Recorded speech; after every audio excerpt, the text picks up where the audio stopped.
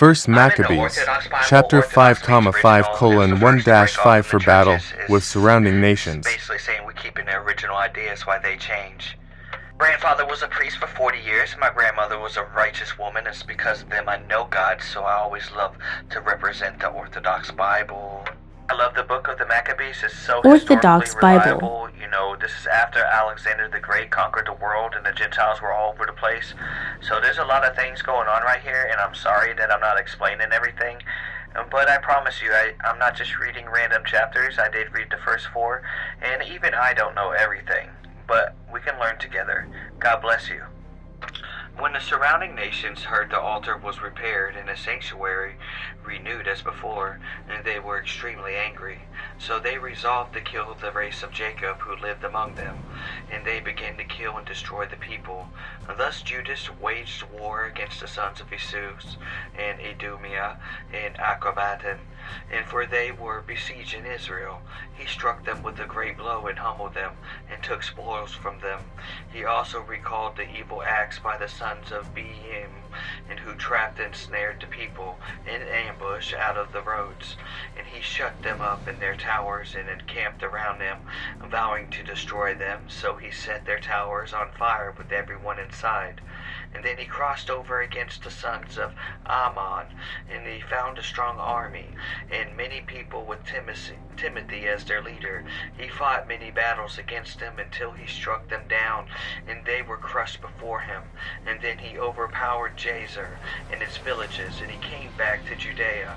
And now the foreigners of Gilead assembled against the Israelites living within their borders to destroy them. But they fled into the fortress of Dathema, and he sent letters to Judas and his brothers, saying, The Gentiles have gathered against us, surrounding us to destroy us. They have made ready to come here and overpower the fortress where we have taken refuge, and Timothy is in charge of their army. Now therefore come and deliver us from their hand. For many of our men have perished. All of our brothers in the regions of Tob have been put to death, and they took their wives and children captives along with their possessions, and they destroyed about 1,000 men there. While their letters were being read, and behold, others envoys arrived from Galilee with torn garments, and reported similar words, saying that those from Ptolemais, Tyre, and Sidon, and all the Galilee of the Gentiles had assembled themselves together to destroy us. So when Judas and the people heard these words, and a great assembly was gathered to decide what to do with their brothers who were in trouble and were being attacked by their adversaries. So Judas told Simon his brother, Choose men for yourselves, and go and save your brothers in Galilee, while my brothers Jonathan and I go to Gilead. And he left Joseph, the son of Zechariah, and Azariah, a leader of the people, and with the rest of the army in Judea, and to guard it. And he ordered them, saying, Take charge of this people, but do not go into battle against the Gentiles until we return. Then 3,000 troops were chosen for Simon to go to Galilee, 8,000 men for Judas to take Gilead. Victories in Galilee and Gilead. Chapter 5, verse 21. Thus Simon went into Galilee, and he fought many battles with the Gentiles, and he crushed the Gentiles before him. He chased them to the gates of Ptolemais, and 3,000 Gentiles perished, and he took their spoils. And so he took the Israelites of Galilee and Arabata, along with their wives and children, and everything they possessed, and he brought them with a great joy to Judea. Meanwhile, Judas Maccabeus and Jonathan his brother crossed over the Jordan, and journeyed 3 full days into the desert. They came upon the Nabateans, who met them peacefully, and told them everything that had happened to their brothers in Gilead. Many had been in prison in Bozrah, and Bozer, and Elima, and Chaspho, and Mate, and Canem, and all these cities were fortified and strong. And some have been in prison in the remaining cities of Gilead. Tomorrow your foes will attack the stronghold and destroy and capture all of them in one day. Judas and his forces returned at once to Bozrah and by the desert road. And he captured the city, killed all the males by the edge of the sword, and took all the spoils, and he set the city on fire. He marched from there by night, and they kept going until they reached the fortress of Dathema. And then at the daybreak they looked up and beheld many people, and too many to count, carrying ladders and engines of war to take the fortress and strike the Israelites inside. When Judas saw the battle and had started, an outcry went up from the city to heaven with trumpets and a loud shout. And so he said to his army of men, "Fight today for the sakes of our brothers." And then he came up behind them in 3 companies, and they sounded the trumpets and cried aloud in prayer. And when Timothy's army saw that they had faced Maccabees, they fled before him. He struck them with a great blow, and on that day 8,000 of them perished. Judas then made his way to Elima, and he waged war and captured it, taking its spoils and setting the city on fire.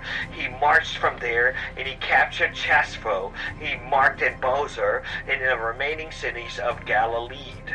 Timothy, however, called together more troops, and he set up camp opposite of Raphon across the stream.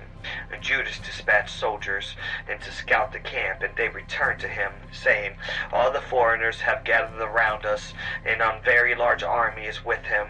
And further, they have hired Arab mercenaries to help, and they are also camped on the other side of the stream, prepared to come against you in battle." So Judas went out to face them.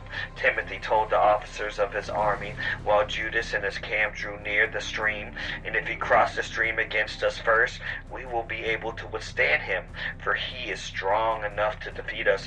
But if he is frightened and he sets up camp across the stream, we will pass over against him and crush him."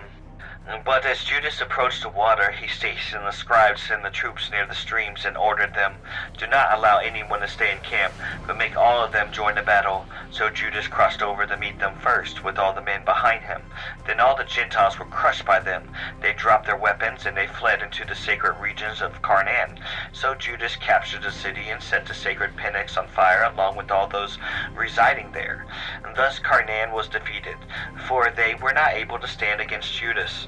After this, Judas assembled all the Jews living in Galilee, from small to great, along with their wives and children and their possessions, a great entourage, and to return to the land of Judah.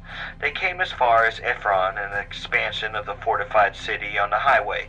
They could not pass through either to the right or to the left.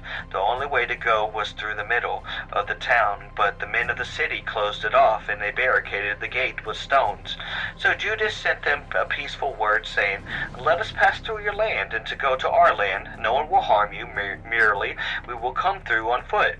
But they refused to open to him. So Judas gave orders to proclaim to the troops that each man make camp where he was. And then the soldiers in the army made camp, and he fought the men all of Ephron all the days and all the nights, and the city was given over into his hand. He killed every male with the edge of the sword, destroying the city completely, and he took its spoils. And so he passed through the city, stepping over those who were killed. And then they came to the Jordan crossing into the great plain facing Beth Sain. And Judas gathered the stragglers and encouraged the men along the ways until they entered Judah.